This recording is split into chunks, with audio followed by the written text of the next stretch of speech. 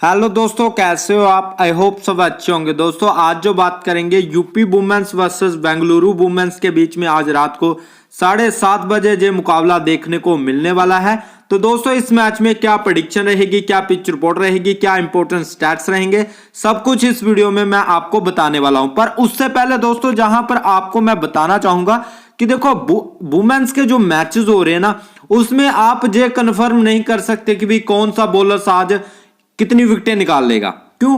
क्योंकि जहां पर कुछ बताने लायक बचा ही नहीं है। देखो आप अगर कंपैरिजन करो ना ऑल बॉलर्स का, जितना भी अभी तक जो है WPL हुआ है, जितने भी मैचेस हुए हैं, एक तो सबसे बड़ा नुकसानदायक पॉइंट जहां पर ये है कि ये एक ही पिच पर मैच हो रहा है, एम चिन्नास्वामी, ठीक है, जिसमें कभी फास्ट बॉलिंग अच्छा कर रही है, 3 विकेटें फास्ट बॉलर निकाल रहे हैं, एक ही बॉलर 3 विकेटें लेकर चले जा रहा है, और कभी जो है आपके स्पिनर बहुत अच्छा कर रहे हैं जिसमें वो 3 से 4 विकेटें निकाल दे रहे हैं। और आपकी टीम में अगर वो स्पिनर नहीं है तो आपको उसका खामियाजा भुगतना पड़ रहा है, सिंपल सी बात है।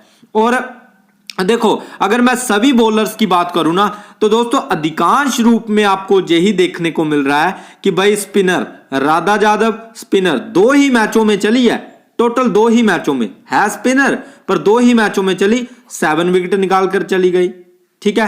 फिर आपकी अमलिया केर, हालांकि ये तो अच्छी प्लेयर है, कन्फर्म है कि भाई विकेट निकालेगी, बैटिंग भी अच्छी करेगी, पर जहां पर ये जो राधा यादव है, या फिर आपकी जैस जॉनसन है, फिर आपकी जहां से तनुजा कनवर है, फिर आशा शोभना है, फिर आपकी जहां से एम सिंह है, ये कुछ बॉलर्स हैं जो कंफर्म नहीं है कि विकेट सच में आज के मैच में निकालेंगे या नहीं निकालेंगे अपनी अपनी टीम्स के लिए, ठीक है। तो ऐसा ही मैचों में आपको देखने को मिल रहा है, ठीक है। और अगर आज के मैच की बात करें तो आज कौन कौन से स्पिनर है जिनको कोई भी लेकर नहीं जा रहा, खासकर अगर देखा जाए ना, एम चिन्नास्वामी स्टेडियम पर स्पिनर चल रहे हैं। दोस्तों देखो, Radha Yadav spinner, अमलिया Kerr spinner, Jess Jonassen spinner, Sophie Ecclestone spinner, Tanuja Kanwar spinner, Shobha असना जहां पर स्पिनर, ठीक है, एम सिंह स्पिनर।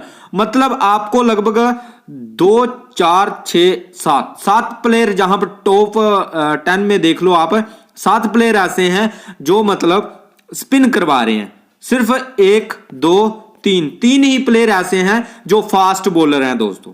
तो जहां से आप अंदाजा लगाओ कि भाई जो स्पिनर हैं वो कहीं ना कहीं बहुत ज्यादा बड़ी भूमिका निभा रहे हैं। और आज के मैच की अगर बात करें तो आज के मैच में सबसे कम किसको ट्राई किया जा रहा है, देखो दोस्तों, पाटिल, ठीक है, इसकी अब किसी को कोई उम्मीद नहीं है, और क्या पता जे 3 विकेट निकाल कर चली जाए, और जिसने इस पर रिस्क लिया होगा वही गेम निकाल कर जाएगा। पर दोस्तों ये जो रिस्क है ना, ये कहीं ना कहीं आंखें बंद करके लेने वाला है, ठीक है, क्योंकि एक पिच पर मैच हो रहा है, किसी को कुछ पता नहीं है। अब देखो रेणुका सिंह ठाकुर, कभी ये पिच ऐसा बिहेव कर रही है कि भाई शुरुआत में फास्ट बॉलर को बहुत अच्छी हेल्प मिल जा रही है, और कभी ऐसा हो रहा है कि भाई स्पिनर बहुत अच्छा कर रहे हैं, ठीक है। और आज के मैच की अगर बात की जाए, रेणुका सिंह ठाकुर सिलेक्शन कम है, पाटिल का सिलेक्शन कम है, अंजलि का सिलेक्शन कम है, फिर शोभा असना का जहां पर सिलेक्शन कम है, ठीक है। फिर अगर मैं SD बहादुर की बात करूं, ये तो राइट आर्म मीडियम है, और अगर सीमा ठाकुर की बात मैं करूं तो दोस्तों ये भी फास्ट बॉलर है, ठीक है। तो कहीं ना कहीं ये फास्ट बॉलर। अब देखो दोस्तों, ये जो 4 बॉलर्स हैं इन पर आप किन पर रिस्क लोगे। देखो अगर हम सोचते हैं कि भाई स्पिनर अच्छा कर रहे हैं, तो देखो श्रृंखला पाटिल जो कि आपकी स्पिनर हैं, ठीक है, दूसरी स्पिनर है आपकी S आशा, ठीक है। तो ये तो 2 स्पिनर निकल कर आए, पर इनका क्या करें फिर, ठीक है। मान लो इनको हम ड्रॉप भी कर देते हैं कि भाई हम रेणुका सिंह ठाकुर को भी नहीं लेंगे और अंजलि को भी नहीं लेंगे, और हम ये 2 स्पिनर लेकर जाएंगे जो कि रिस्क रहेगा, ठीक है, जो कि रिस्क रहेगा।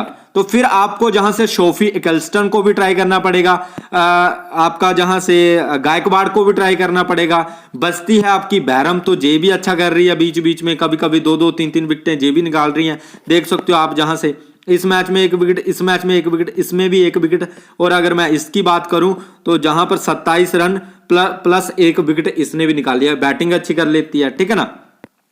तो अगर हम देखें तो 4 बॉलर्स जहां पर जो सभी के सभी स्पिनर निकल कर आते हैं, हालांकि मैंने बैरम को इंक्लूड नहीं किया है दोस्तों, जिसमें से इन दोनों का सिलेक्शन काफी कम है दोस्तों। अगर मैं इन दोनों के सिलेक्शन, इनका 8%, इनका 10%, अब देखो ये भी है ना, क्या पता इनको विकेट ना ही मिले तो भी हमारे ये प्लेयर खराब होंगे, ठीक है। तो जो ज्यादा टीम्स लगा रहे हैं वो एक टीम में इन दोनों को लेकर जा सकते हो, एक टीम में इनको ड्रॉप कर सकते हो, ऐसा आपको करना पड़ेगा, तब कहीं जाकर आपका विनिंग के चांसेस ज्यादा बनेंगे। देखो ऐसा करने की जरूरत इसलिए पड़ रही है क्योंकि मैच एक पिच पर हो रहा है, एक ही पिच पर बार बार, ठीक है। तो जिसमें आप प्रेडिक्ट नहीं कर पा रहे हो कि भाई आज क्या रेणुका फ्लॉप हो जाएगी, क्योंकि कुछ मैचों में इसी पिच पर 2 विकेट भी इसने निकाले हुए हैं। अगर देखो शुरुआती में 2 मैचों से फ्लॉप है, इससे पहले जहां पर 2 विकेट इसको मिले थे दोस्तों, उसके बाद बुरी तरह से फ्लॉप है, ठीक है। फिर हम बात करें पाटिल की, तो पाटिल का भी ऐसा ही है, देखो, ठीक है, 2 मैचों में अच्छा किया है, बाकी मैचों में फ्लॉप है, ठीक है ना। अंजलि सरवानी की बात करें तो ये डेथ में भी बॉलिंग डालती है और शुरुआत में भी बॉलिंग डालती है, ठीक है। अभी 2 ही मैचेस खेले हैं और लेफ्टी बॉलर है, तो ये कहीं ना कहीं दिक्कत सभी के आगे रहेगी दोस्तों। बाकी अगर मैं बात करूं बॉलर्स कौन कौन से अच्छा कर रहे हैं, तो दोस्तों स्पिनर बॉलर आपको ट्राई जरूर करने हैं, ठीक है। और शुरुआत में जो बढ़िया वाले स्पिन फास्टर होंगे उनको आप ट्राई कर सकते हो, जो डेथ में बॉलिंग डालेगा उनको आप ट्राई करके चल सकते हो दोस्तों, ठीक है। नेक्स्ट बात करेंगे दोस्तों जहां पर हाई स्कोरर रन्स कौन बना रहा है, सबसे ज्यादा रन्स कौन बना रहा है। देखो ग्रेस हैरिस सबसे अच्छा रन्स बना रही है, सबसे अच्छा स्ट्राइक रेट है, सबसे अच्छा एवरेज है ग्रेस हैरिस का, ठीक है। उसके बाद जो नंबर 2 पर आती है कैप्सी है, ठीक है, मैग लैनिंग है। अब मंदाना का जो मैच है तो मंदाना का भी जहां पर नाम है, एस मेघना का भी जहां पर नाम है, ठीक है ना।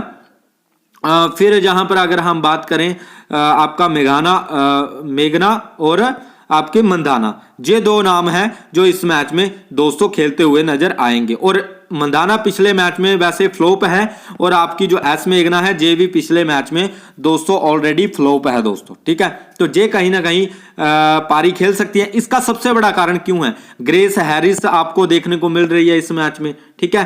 फिर जहां से ऋचा घोष, पैरी, दीप्ति शर्मा, अट्टापट्टू, तो देखो रिकॉर्ड्स की अगर माने ना तो लास्ट के 2 मैच, ठीक है, अगर मैं पॉइंट्स टेबल की बात करूं, लास्ट के 2 मैच बेंगलुरु हार रहा है दोस्तों, ठीक है। बेंगलुरु बुरी तरह से हार रहा है पिछले 2 मैच। और अगर मैं यूपी की बात करूं तो दोस्तों यूपी अपने मैचेस जीतता हुआ आ रहा है, लास्ट के 2 मैच यूपी जीत कर आ रहा है, ठीक है। ध्यान में रखना है इस बात को। बाकी ये मैच आपको 7:30 बजे देखने को मिलेगा, यूपी और बेंगलुरु के बीच में रहेगा, स्टेडियम वही है।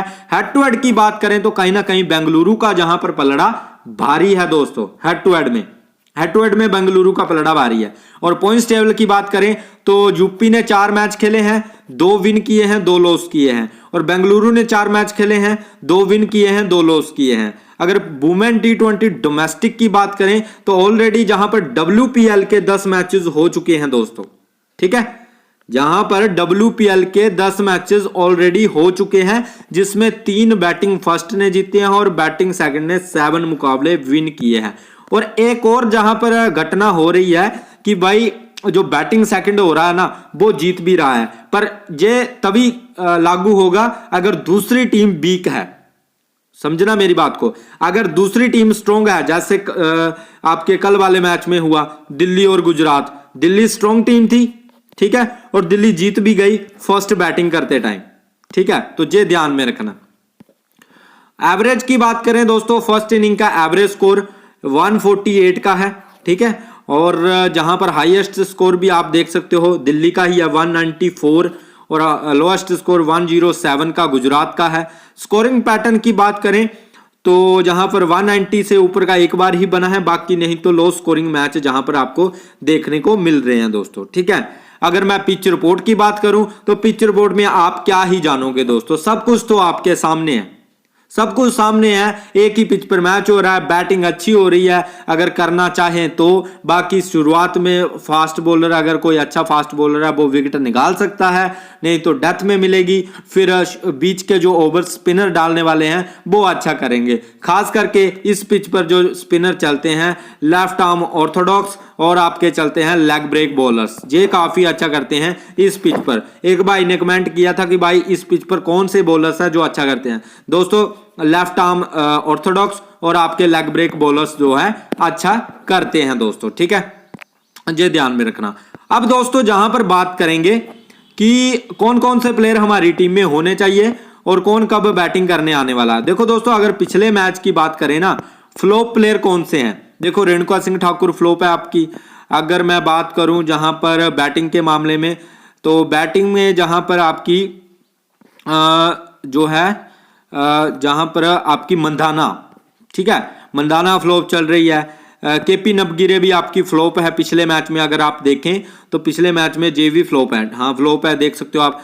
एस मेघना पिछले मैच में आपकी फ्लॉप है दोस्तों, ठीक है, जे इनका सिलेक्शन भी कम हो चुका है। अब जैसे ही जे प्लेयर्स फ्लॉप हुए ना, सिर्फ एक मंधाना का सिलेक्शन है जो अच्छा है, नहीं तो जो जो प्लेयर फ्लॉप हुए हैं उनका अब सिलेक्शन कम हो चुका है। जैसे केपी नबगिरे का 26% आ चुका है, मेघना का 49% आ चुका है, ठीक है, दो प्लेयर जहां से काफी कम है। बाकी अगर शेरावत की बात करें, जे भी पिछले मैच में कुछ नहीं कर पाई थी, इसका भी सिलेक्शन कम हो चुका है, ठीक है। बाकी Richa Ghosh Hayley average points देती हैं, एवरेज रन्स करती हैं, तो इनको सभी अभी तक इनका सिलेक्शन हाई है दोस्तों, तो इनको तो दोनों को ट्राई करना ही पड़ेगा दोस्तों, ठीक है ना, ये इंपॉर्टेंट है।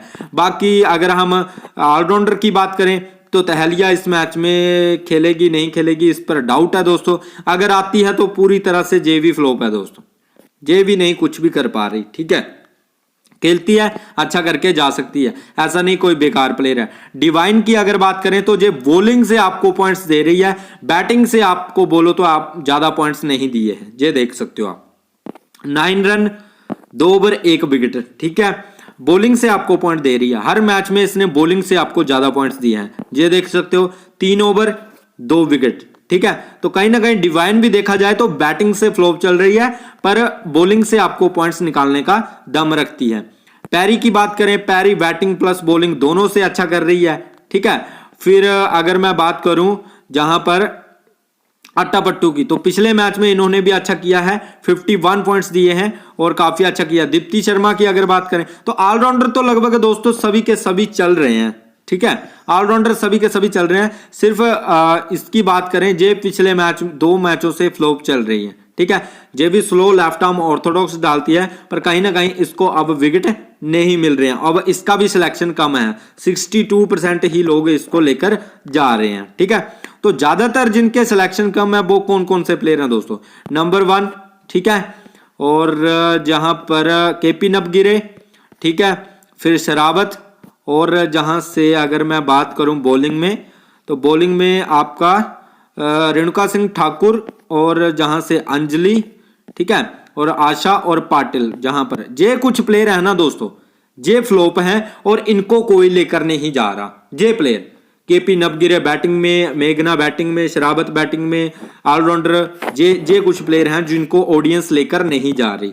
इनमें से अगर मैं अपनी बात करूं ना कि कौन कौन से प्लेयर अच्छा करके जा सकते हैं, तो नंबर 1 है एस मेघना दोस्तों, जे अच्छा कर सकती है, आज के लिए रिस्क लेकर ट्राई कर सकते हो, ठीक है। नंबर 2 पाटिल, नंबर 3 जहां से आशा और अंजलि, ठीक है, जे कुछ प्लेयर है। फिर ऑलराउंडर में जे, ठीक है, बाकी केपी और शरावत 50-50 आप ट्राई कर सकते हो अगर करना चाहते हो।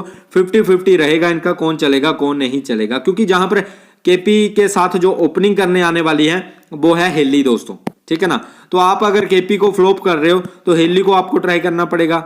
ऐसा तो है नहीं आप दोनों ओपनर को ले लोगे, हाँ ले सकते हो, पर दोस्तों केपी का फिर से लंबी पारी खेलना थोड़ा सा दिक्कत है, पर आप चाहो तो ट्राई करके चल सकते हो, और जहां से ऋचा घोष को ट्राई कर सकते हो, हेली, दोनों इंपॉर्टेंट है। केपी, मैग्ना, शरावत को अगर आप रिस्क लेना चाहते हो तो ले सकते हो, जहां से हैरिस और मंधाना आपको ट्राई करनी पड़ेंगी। फिर जहां पर आपको बाकी के जो बॉलर्स हैं, जैसे जहां पर ऑलराउंडर को भी आपको ट्राई करना पड़ेगा ना, ऑलराउंडर तो बाहर कर नहीं सकते, ऑलराउंडर तो इंपॉर्टेंट है। हालांकि आप बैटर्स पर रिस्क ले सकते हो, ऑलराउंडर पर रिस्क नहीं ले सकते दोस्तों, ठीक है। जहां से आप डिवाइन को ट्राई कर सकते हो, ठीक है। फिर आप पैरी इंपॉर्टेंट रहेगी, अट्टापट्टू इंपॉर्टेंट रहेगी, दीप्ति शर्मा इंपॉर्टेंट रह सकती है। फिर जहां से सोफी इकल्स्टन इंपॉर्टेंट रह सकती है। अब देखो दोस्तों, अगर हमने जहां पर इतने ऑलराउंडर और इतने बैटर्स ले लिए तो फिर हम बॉलर्स नहीं ले पाएंगे। सिंपल सी बात है, देख सकते हो आप, फिर हम बॉलर्स को नहीं ले पाएंगे। और अगर बॉलर्स चलते हैं तो इसका मतलब बैटर जे आपको पहले ही डिसाइड करना पड़ेगा कि बॉलर्स चल रहे हैं, जिस बॉलर्स को मैं लेकर जा रहा हूं क्या वो चलेगा या नहीं चलेगा। अगर चलेगा तो वो किसकी विकेटें लेगा, ये ध्यान में रखना, ठीक है। अगर आप मान लो जहां पर कोई भी बॉलर्स को नहीं उठा रहे हो, सिर्फ एक बॉलर्स को उठा रहे हो, ठीक है, तो आपको लगता है कि बॉलर्स विकेटें जहां पर नहीं निकालेंगे, जो भी विकेटें मिलेंगी ऑलराउंडर को ही मिलेंगी दोस्तों, ठीक है, आप ये सोचकर चल रहे हो। और अगर आप बॉलर्स को ट्राई कर रहे हो तो आपको ऊपर से रिस्क लेना पड़ेंगे, जैसे मेघना को बाहर करना पड़ेगा या फिर डिवाइन और मंदाना दोनों में से एक पर रिस्क लेना पड़ेगा। फिर अगर मैं बात करूं हेली और केपी नवगिरे, इन दोनों में से एक पर रिस्क लेना पड़ेगा। फिर जहां से अट्टापट्टू और दीप्ति शर्मा, इन दोनों में से एक पर रिस्क लेना पड़ेगा। तो ये रिस्क आपको बीच टीम में से निकालने पड़ेंगे। जैसे मैं आपको समझाता हूं, ये देखो, जैसे डिवाइन और मंदाना, डिवाइन को मैंने बाहर कर दिया, अट्टापट्टू दीप्ति शर्मा, तो मैंने अट्टापट्टू को बाहर कर दिया, जब फिर मैंने दीप्ति शर्मा को बाहर कर दिया, ठीक है। फिर बचती है जहां पर केपी और हेली, मैंने केपी को बाहर कर दिया। फिर आप तीन जो है बॉलर्स उठा पाओगे, जैसे गायकवाड़, फिर आप जहां से ट्राई कर सकते हो बैरम को, फिर पाटिल को, इस तरह से जा सकते हो, या फिर आप जहां से आशा को ट्राई करके चल सकते हो दोस्तों। फिर आप चार बॉलर्स ट्राई कर पाओगे। तो ये आपको डिसीजन लेने पड़ेंगे, तभी विनिंग होगी। ऐसा आप सोचोगे कि सेफ टीम ले जाओगे, जहां कुछ लॉजिक नहीं लगाओगे, ऐसे ही विनिंग हो जाएगी, तो क्योंकि बहुत टफ है, वुमेन्स के मैच में बहुत टफ हो चुका है जब तक ग्राउंड चेंज नहीं होता है दोस्तों, ठीक है, ध्यान में रखना इस बात को। अब दोस्तों कैप्टनसी की बात करें, ज्यादातर ऑडियंस ग्रेस हैरिस को कैप्टन देंगी, क्योंकि कैप्टनसी इसलिए दे रही है कि बैटिंग बॉलिंग प्लस दोनों कर रही हैं। मंदाना को 8% लोग अभी भी कैप्टनसी दे रहे हैं, ठीक है। फिर जहां से ऋचा घोष को 1% दिया जा रहा है, हेली को 2% कैप्टनसी दी जा रही है, ठीक है ना। सोफी इकल्स्टन 4% लोग कैप्टनसी दे रहे हैं, अच्छी प्लेयर हैं, ऐसा नहीं है बेकार प्लेयर हैं। आप पैरी को कैप्टन दे सकते हो, पिछले मैच में काफी अच्छी पारी खेली थी पैरी ने भी। अगर देखा जाए तो पिछले मैच में जो है 61 पॉइंट्स दिए थे, ड्रीम टीम का हिस्सा बनी थी, 44 पॉइंट दिए थे, 2 ओवर भी डाले थे, विकेट कोई नहीं मिला था दोस्तों, ठीक है, ये ध्यान में रखना। बाकी अगर आप ग्रेस हैरिस के साथ जाना चाहते हो, नो डाउट अच्छी प्लेयर है, ट्राई कर सकते हो। और 22 कैप्टनसी आप अट्टापट्टू या फिर सोफी इकल्स्टन को ट्राई कर सकते हो, ठीक है। ग्रेस हैरिस को कैप्टन, 22 कैप्टन अट्टापट्टू या सोफी इकल्स्टन। और अगर वही होता है कि टॉस कौन जीत रहा है, तो अगर जहां पर आपकी बेंगलुरु टॉस जीत जाती है, फिर आप पैरी को कैप्टन दे सकते हो। और 22 कैप्टन जहां पर गायकवाड़ को दे सकते हो, बैरम को दे सकते हो, आशा को दे सकते हो, ठीक है। दीप्ति शर्मा को 22 कैप्टन दे सकते हो, जो प्लेयर मैंने बाहर की हैं। डिवाइन को 22 कैप्टनसी दे सकते हो। तो ऐसा आप करके जा सकते हो। आई होप दोस्तों आपको कुछ ना कुछ जरूर इससे हेल्प मिलेगी। अगर वीडियो अच्छा लगा है, वीडियो को लाइक करना, चैनल को सब्सक्राइब कर लेना। मिलते हैं नेक्स्ट वीडियो में। Bye guys, take care.